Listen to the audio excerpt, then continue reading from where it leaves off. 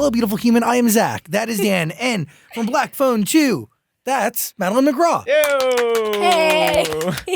Woo! Yay! I'm very fascinated by you. Really? Yes, because like you are in something like you're in a dynasty family type deal, like this horror dynasty. You and your sister, and then your brother's also in the business, right? Yeah. So it's really the three of you.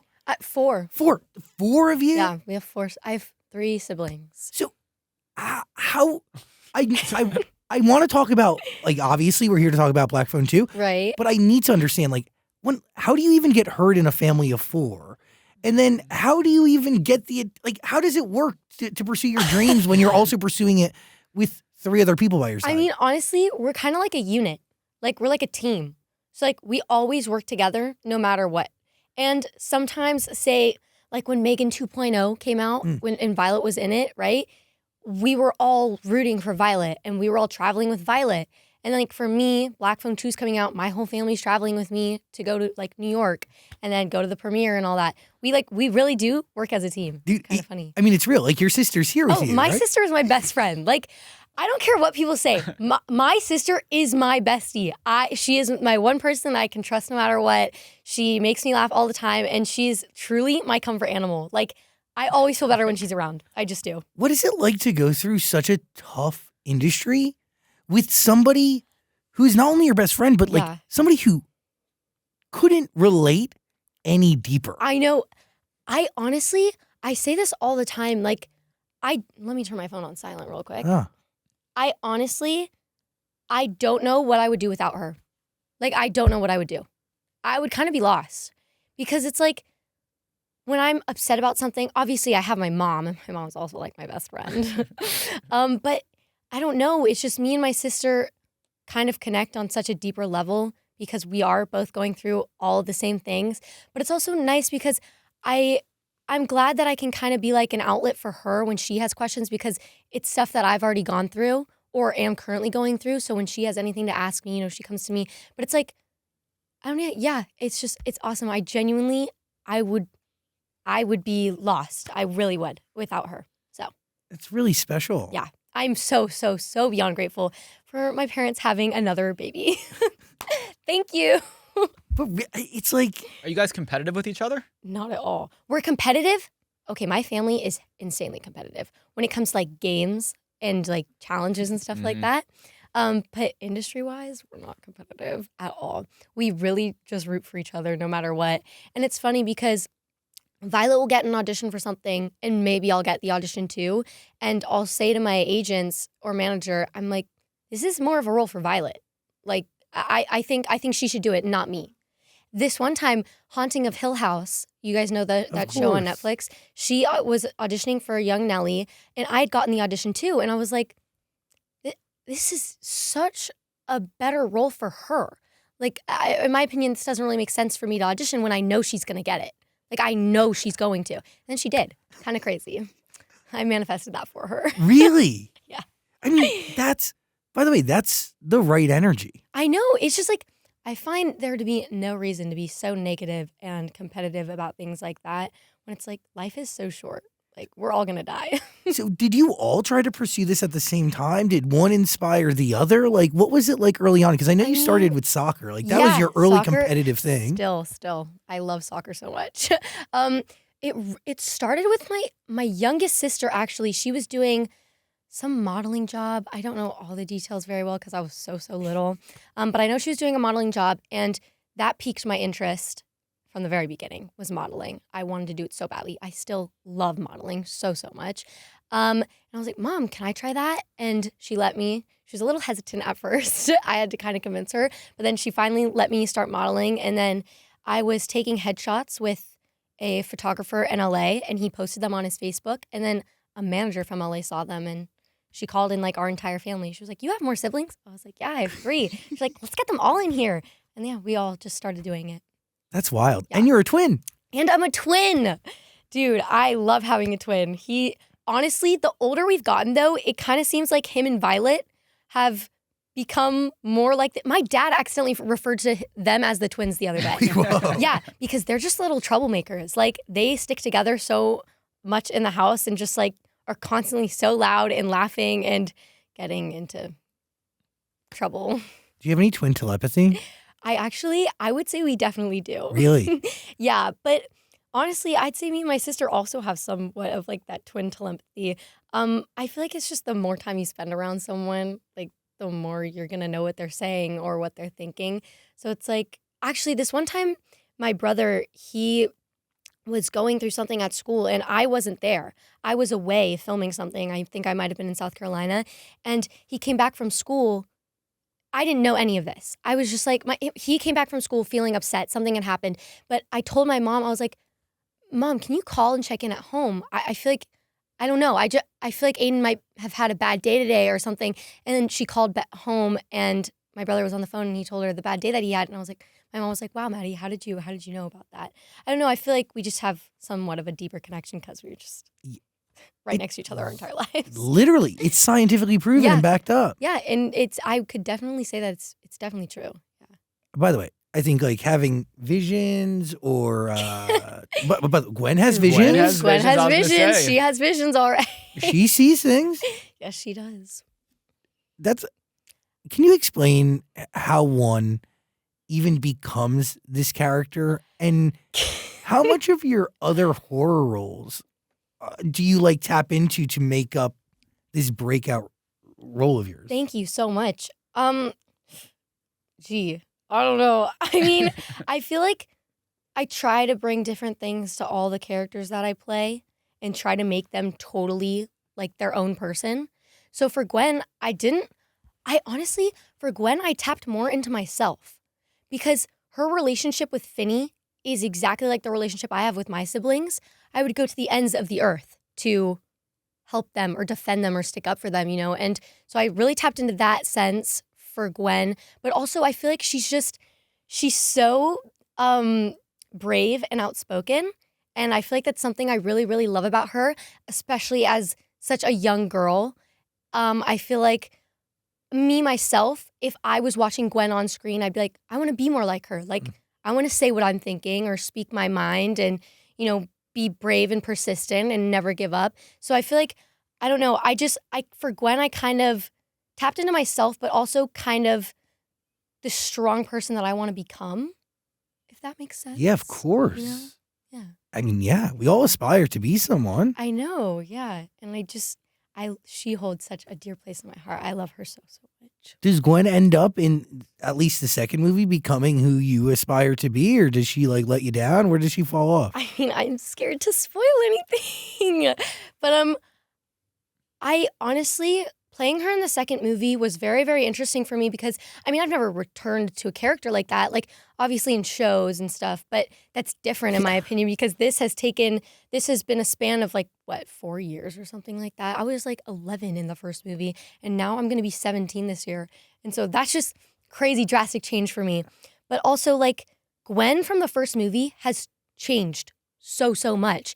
And I haven't been with her in that span of time in which she's changed. So I feel like it was kind of difficult for me to find her again at first. But then the more and more, I found her obviously before we started filming, but then the more and more we were filming and the more and more I continued to grow, I kind of felt like we were going through very, very similar things mentally. I was in a very dark place while filming Black Phone 2. And it was honestly quite hard to keep I'm a very happy person. I'm always constantly smiling, constantly laughing. But I don't know, I was just going through certain things mentally and some struggles in my life that honestly kind of helped me put a lot of stuff into her because she's struggling drastically in this film. But at the same time, I also wanted to honor the stuff that we did in the first movie without trying to recreate anything. So I really just wanted to honor the trauma that she went through in the first movie and show the kind of person it's paved her to be in the second film. There's such a strength in an art to being able to rechannel your own personal energy into something that is totally not you. Yeah, I know. It's very interesting. I feel like that's one of the reasons why I love acting is because it's kind of an outlet to dive into those deeper feelings that you have and really make them come across on screen. But also not dive in at all. Also not right? dive in at all, like play characters that are so It's not like you, and just creating backstories for them and like what they would think about in those moments. Playlists, like music playlists, that's one of my favorite things to do. You did that for the first movie. Yeah, I did. Do any songs return for her when making the second on the playlist, or is it all new? I mean, there are definitely some songs that stay with her. For me, I actually, you know the song "Ooh Child" by the 5 Stair Steps, I think it's called. Maybe? I think that's I have no idea what that is. Wait, here, but I'll look it up. let me just show you guys real quick, because why not? I don't know. I actually found this song kind of into filming the second one, but I was like, wait, this is so relatable for her and her mom's relationship that you never really get to see. And I feel like this is a song that her mom would have played for her, or not even said anything about it, but this song here, wait. Oh yeah, of course. Yeah, of course. Oh, yeah, the 5 Stair Steps, yeah. That's kind of the song. That's what I thought it was. I just feel like never it's heard so the name. it's so real for what she's going through in the second movie and the first. So Are you listening? Can you explain to me how that weaves into your process? yeah, I constantly have on headphones. Like my wired headphones go with me everywhere at all times, no matter what. Like sometimes I'll panic if I don't have my headphones on me. And they have to be wired? Okay, they don't have to be wired headphones, but I just feel more comfortable with my wired headphones because they're so much easier to. I lose my AirPods all the time. Oh, dude. I can never find them. Please. So it's like I constantly have my wired headphones with me, but on set and off set, filming Black Phone 2, I was in my chair. I'd constantly just be listening to music. It really helps me get into certain headspaces for certain scenes that we're doing. Like if it's an emotional scene, I'll have some emotional songs that I think could relate to what's going on, or just the mindset of what's happening. I don't know. It really helps me feel immersed in the character, or like the experience of what Gwen's going through. Does filming a movie like this put you in a dark headspace after you film certain scenes, or can you separate like real life and the movie? Okay, so for me, when I was younger, it was much easier to separate all of that. Like I would go from crying on set and then I'd be like, that was so fun, guys. Like, let's do it again. But now I feel like the older I've gotten, I kind of internalize a lot more, you know? And so there was one very, very emotional, dark scene in the Black Phone 2, which I really can't wait to talk about.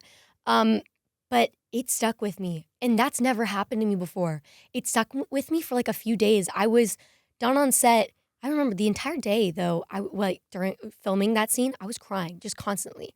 I was just literally crying the entire day. And I feel like that is such a dark place that I had to take myself to, that's why it took a while to get out of it. But yeah, I needed to recover from that one. My friend, Preston, who I worked with on a show that I was on Disney Channel, it was so nice. He would just like call me because he knew like all the stuff that I was going through while filming, and he would just call me and instantly make me laugh and feel better. So very grateful that I had him during that experience. You really were going through a lot because you had mentioned that you were personally going through things. I was, yeah. And trying to shift that energy into this. Yeah. And one of the things I was wondering is like, does playing a role like this while going through personal stuff, like, does it help at all, or does it make a dark time darker at the end of it? I feel like it helps because, you know, when it comes to crying scenes, stuff that I'm going through in real life, I kind of just let it all out into the scene. And I also, when you become a character so deeply, you kind of feel what they're going through also so deeply. And so, I don't know, I just flushed everything into all the crying and screaming scenes. I just let it all out. I was say, without giving anything away, what about that scene had such an effect on you? I literally can't say, but it was the image of what I was seeing. I can say that. Ooh. But what I was seeing was just super, super dark. And I feel like seeing that at my age, or at such a young age, and internalizing it is a very, very dark thing. And you guys will know what I'm talking about when you see the movie. It's a hard thing for somebody of any age, specifically of being young, to internalize and see all that kind of stuff.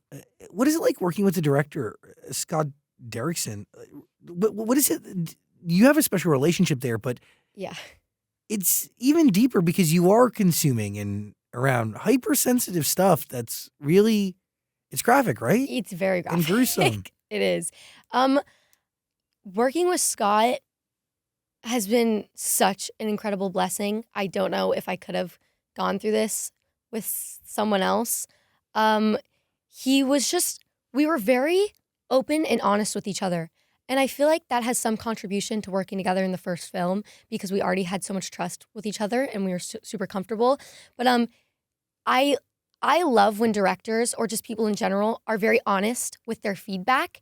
So I feel like the fact that me and Scott were able to give each other such honest opinions on what was going on in the script or thoughts I had on Gwen or thoughts he had on a certain scene was so, so incredible. And I'm so glad that we were able to have that sort of relationship. But also, Scott has always been like my number one supporter and he's always constantly rooting for me. He always is writing me and telling me like how he's constantly there for me and he wants me to know that I'll always have him to like talk to and stuff. So just knowing that I have someone that cares for me so deeply and is constantly looking out for me is such an incredible blessing. And yeah, I'm very, very, very glad that I had him going through all of that. In Black Phone 1, it's based in a soundproof basement. Yes. In the Black Phone 2, it's partially inspired by the director's own experience, correct? We talked a lot about in the first movie, the beating scene. That was crazy. Dude, I know. That was insane. I feel like there's no way to really prepare yourself for acting in a scene like that. I feel like you really just have to live in the moment, which is also such just a dark thing to do. But yeah, I don't know. That scene was very nerve-wracking for me. That was based on his own experience? He had conversations with me about his experience with the belt. And so that helped a lot with how I wanted to portray the scene.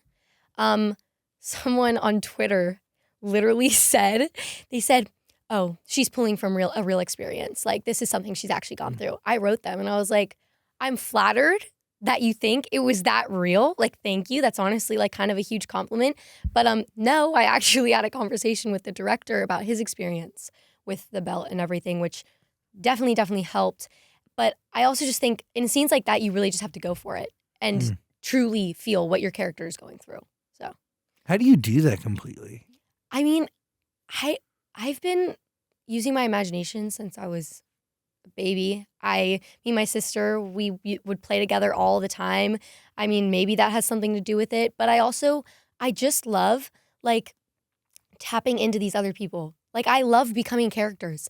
It is easily my favorite thing about acting is getting to become all these different people and show all these different kinds of emotions and reactions on screen. So I feel like, yeah, just being totally honest and open with yourself and just really going into it. Yeah.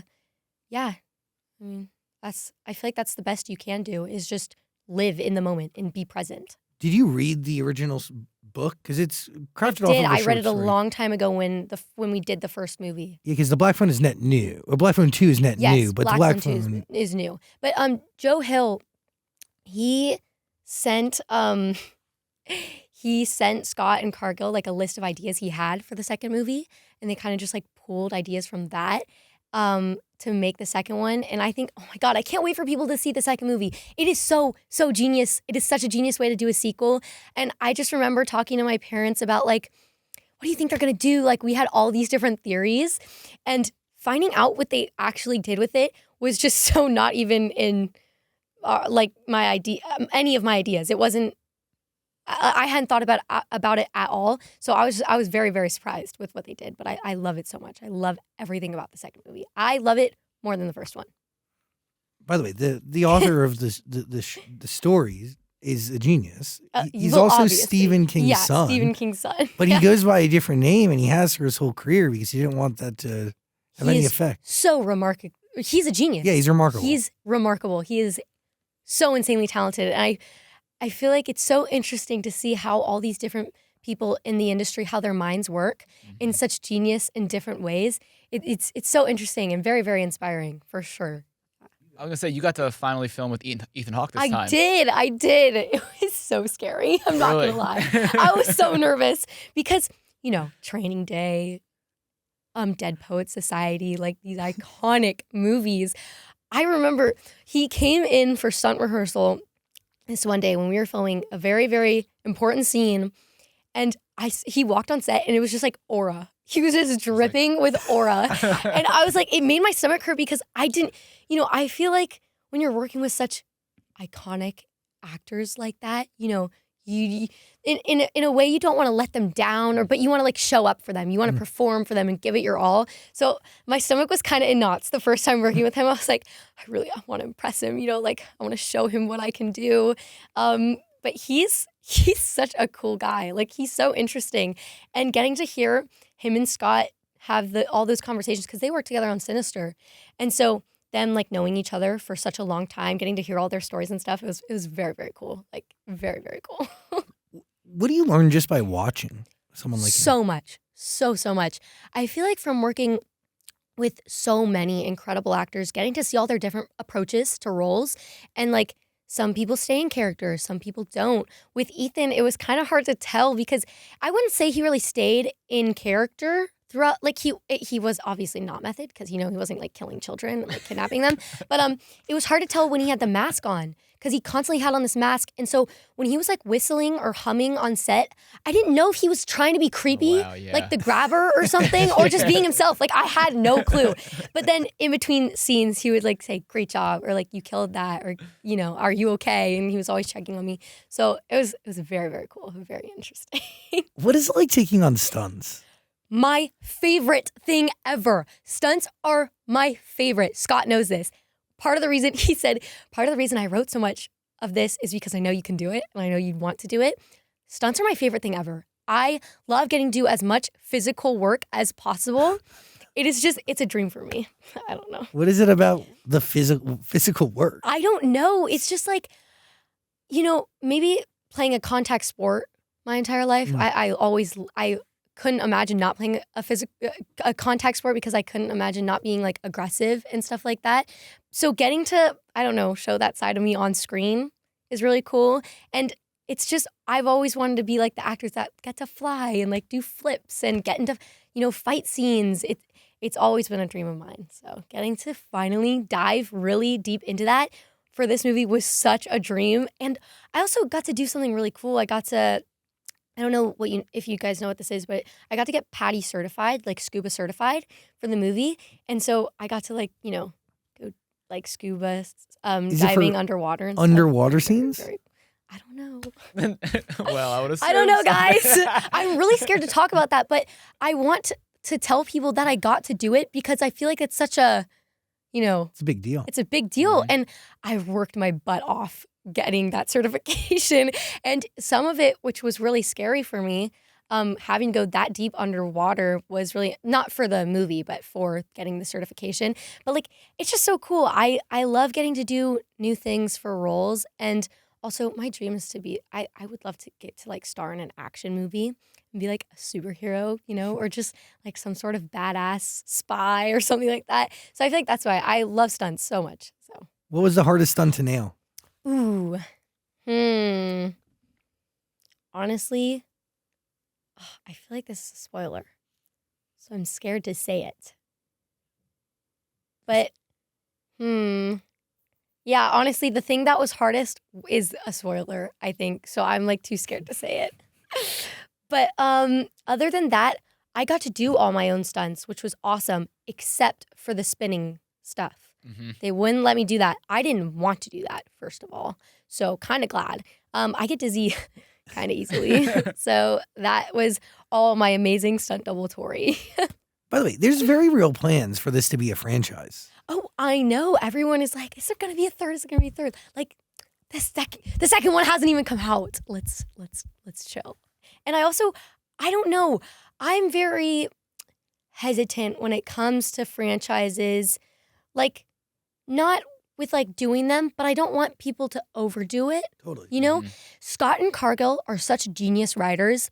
And so the fact that they were able to come up with a sequel for the first movie, I think is incredible.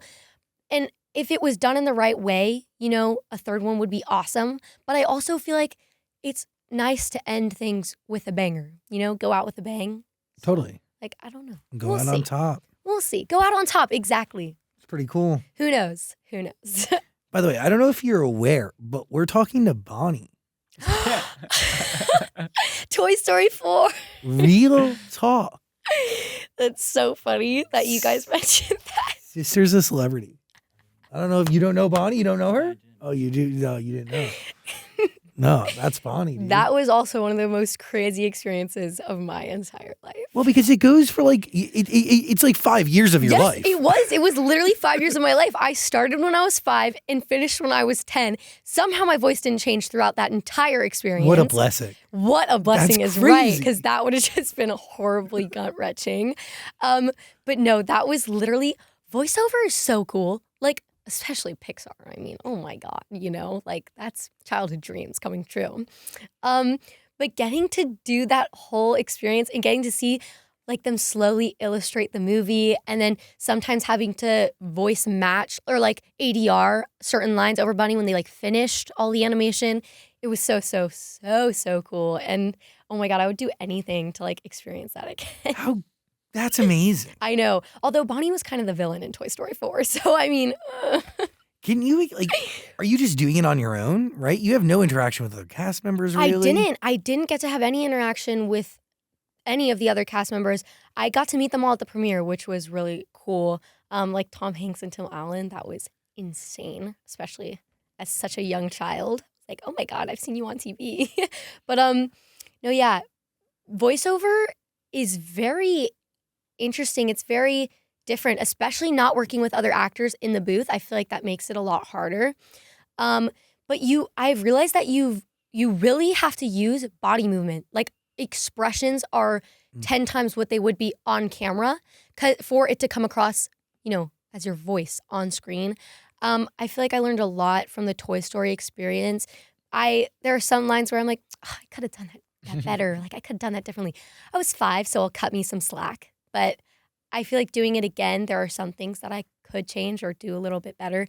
But yeah, it's so weird because you're literally just talking to a microphone or a TV screen for hours. But between 5 and 10, were you redoing things or are you just adding to it? I feel like I don't remember us redoing much. I feel like it was mainly just adding to it. And then there were rewrites, of course. Yeah. So there were some scenes that they scratched and then some scenes that they would reanimate to be different. No, it was very, very cool. Yeah. Like, what a cool thing. It was you cool. are a part of one of the... I know. Like most powerful franchises in history. I know. It's so crazy because I grew up... we used to live in San Jose. And when we were acting, auditions were mainly in LA. They're self-tapes now. But back then, before COVID and everything... You drive from San Jose? We would drive... My mom, she's a goat for this. She would drive from San Jose to LA. Yeah, that's like 8 hours. It's literally, with traffic, it is like 7.5 to 8 hours. It is crazy. And she would drive back and forth same day. Like literally same day. She'd drive there, back, and then sometimes she'd have to turn around for like a callback in the same day. So crazy. She used to ask us all the time. She's like, if you guys don't want to do this, tell me. I will stop driving right now. Like, please. Yeah, like she had no skin in this. She was doing this because we wanted to do it so badly. She would ask us constantly if we wanted to like stop doing it. And secretly hoping that you're... Please give up. Please stop doing this. Please stop doing this. But no, that's how I feel bad like thinking about it now because she's amazing. I know, she's amazing. I would not be here without her. Oh my God. But yeah, power to her for sticking that through and helping us achieve our goals and dreams.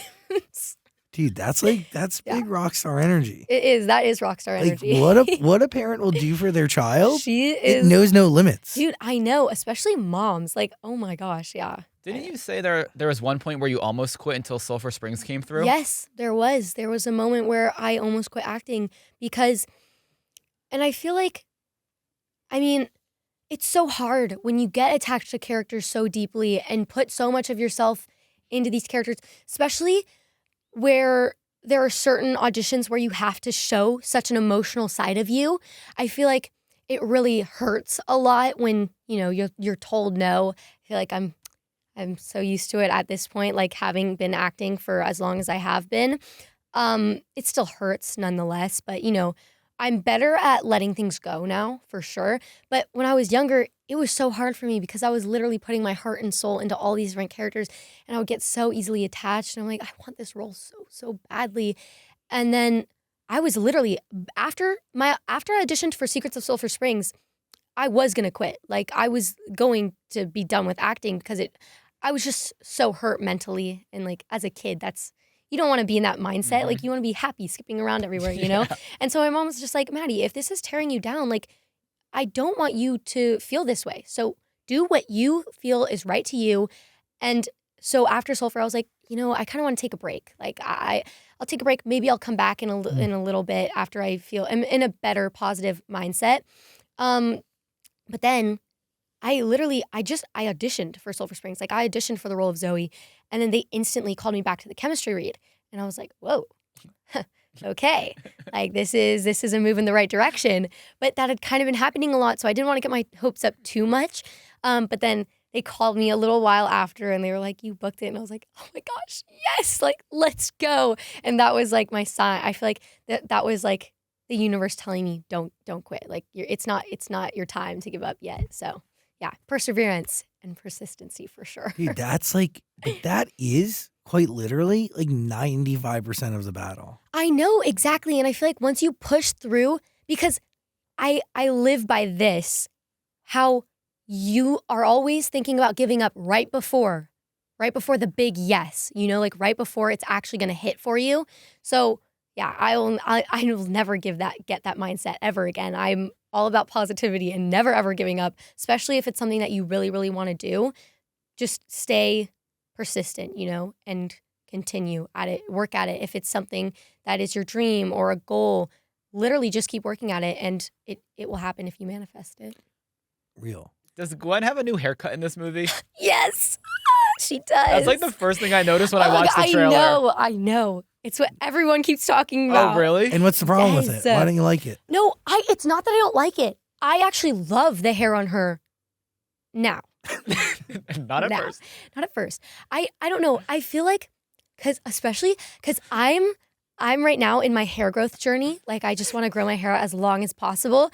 And so when we were shooting that and Scott told me that I was going to have short hair, I was like, whoa, hold the phone. Hold on a second. Let's slow our roll. What are you talking about? And so we tried on multiple different wigs. We tried on short hair, like a bob with bangs. We tried on a longer cut. It was pin straight. I did not like that one, with like pin straight bangs as well, like just total square haircut. I was like, oh my God, no, like please no. And then we tried on the short haired wig, like the pixie. And Scott was like, Maddie, I'm going to tell you this. I am most likely going to choose this one. But if you are not comfortable with it, I will not go with it.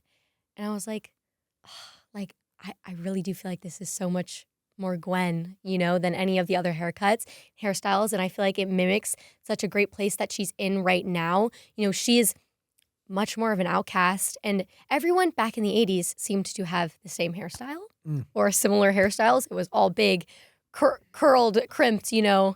And so her having that hairstyle or being the only one with that hairstyle shows what an outcast she is. And I feel like the haircut is such a great depiction of the state that she's in right now in the second film.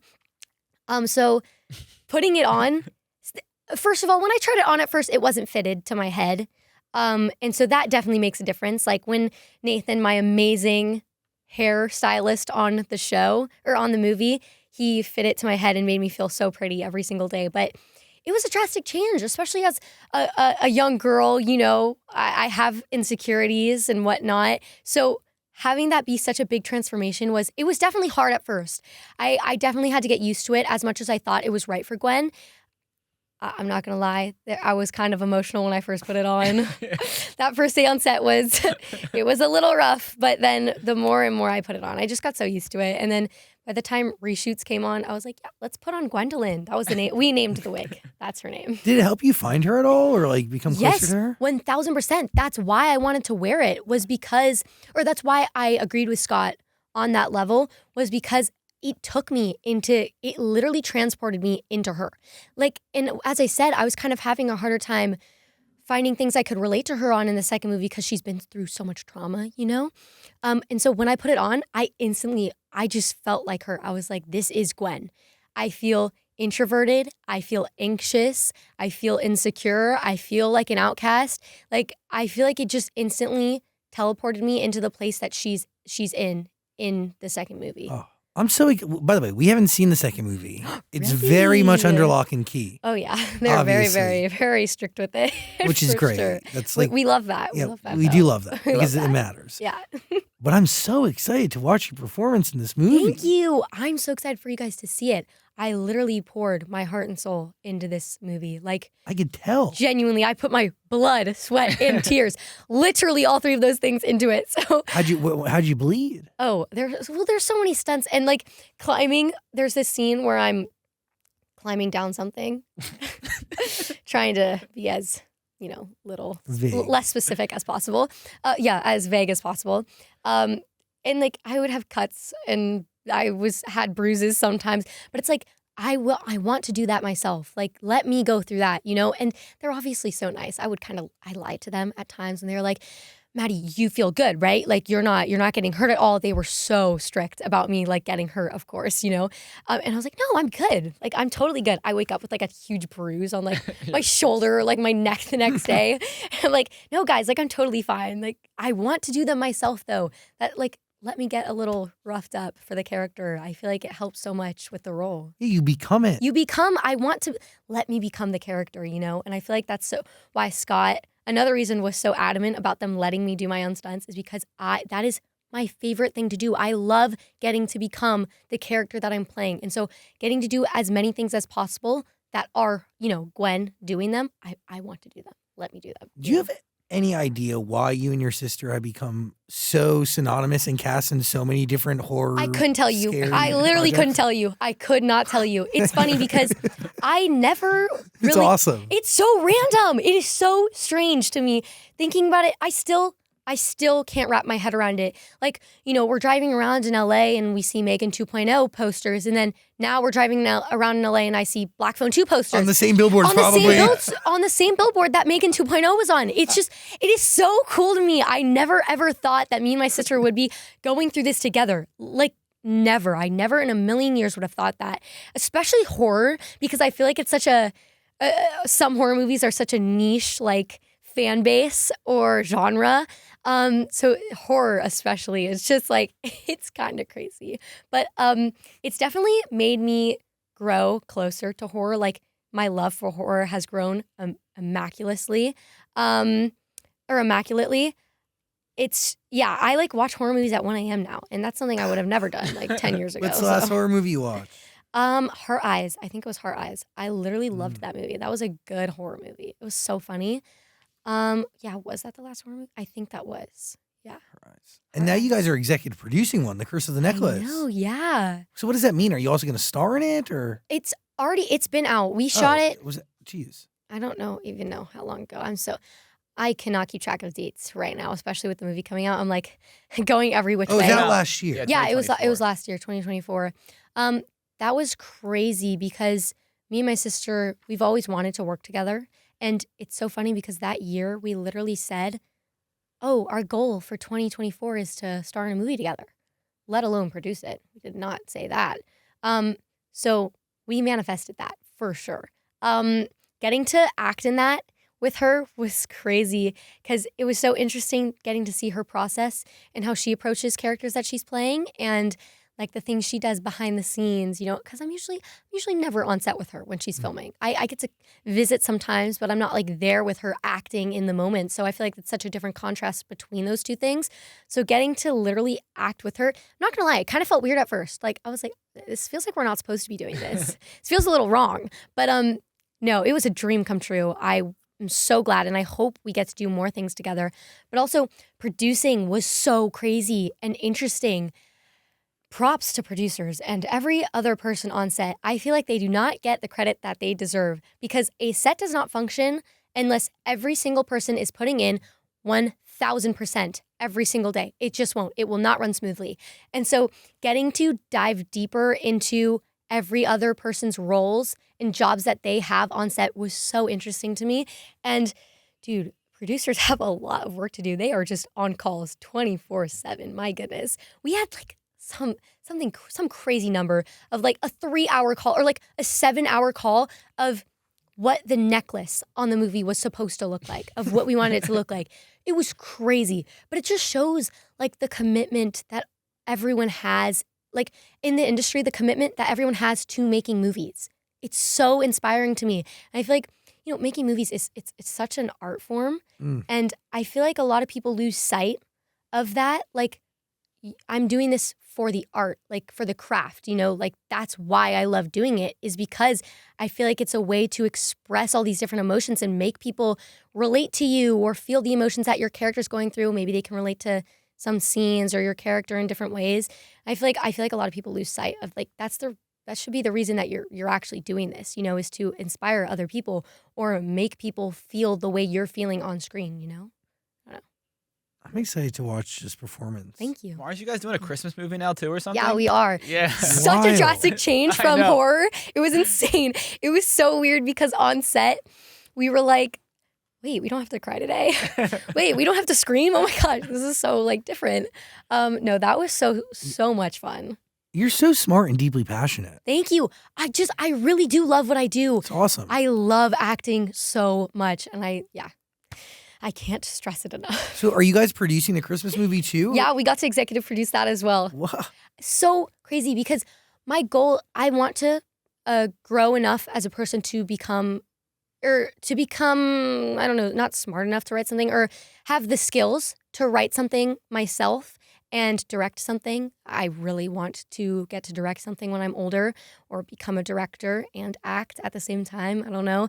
But that's definitely one of my goals. And I feel like executive producing is such a great way to start learning about all the different sides of making a movie. Because I feel like you can't become a director or be a writer without knowing everything else that's going on in the movie that you're making. So I feel like learning all this at such a young age is going to be very, very helpful for me in the future. What was your biggest takeaway from filming or working with Disney and filming Secrets of Sulphur Springs? Because that's completely different than horror. So different. Disney is just everything that horror is not. Yeah. It's actually kind of funny because I find that show wasn't your typical Disney show, if you know what I mean. Like there was no laugh track. It wasn't a comedy. It was more of like a kind of a mystery ghost hunting show. Kind of had relations to horror, which is interesting. Yeah, it's been with you the entire time. I'm so sorry. It's followed me throughout my entire life. I don't know what to do anymore. The one time Disney Channel does like a dark... Dude, I know. It's crazy. And it's kind of interesting though because there are specific things that you cannot do when you're with Disney. When you're attached to Disney, they don't let you do certain things. I almost didn't get to do Black Phone 2 because of the Disney show, or Black Phone, the first one.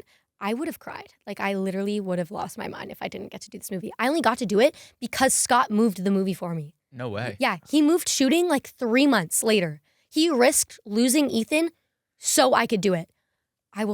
That's crazy. Dude, I will forever be grateful for Scott. Like, seriously. Oh my God.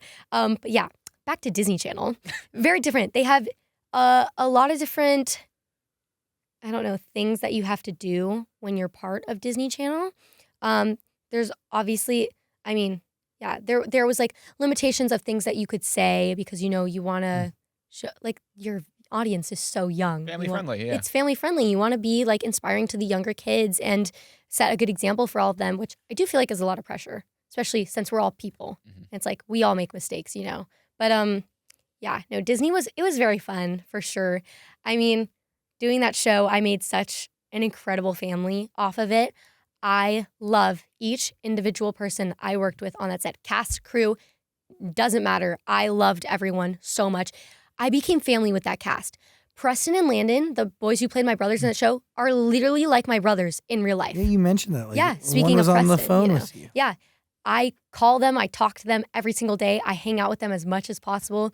Even Elle Graham and Kylie Curran from the show, I love them so much. We're all like such a family because I feel like when you do a show for 3 years of your life and, you're in New Orleans of all places. I love New Orleans. That became a second home to me as well. But it's like, that is easily my favorite cast I've ever worked with, because I feel like it's very rare to become part of something where everyone gets along so extremely well, or like on that family level. So yeah, I loved that whole experience. Was so amazing. And thank you, Disney, for putting me on that show, especially since it was like the one thing that kept me going, especially in the industry. Huge. Yeah. Huge part of my life. Yeah. You should be so proud. Thank you. Thank you. I didn't really like, obviously I'm very proud of all the work that I've put in, but I feel like it didn't really hit me at all until I got to be Rising Star in Vegas at CinemaCon, and they showed like kind of the montage of my career and the stuff that I've done.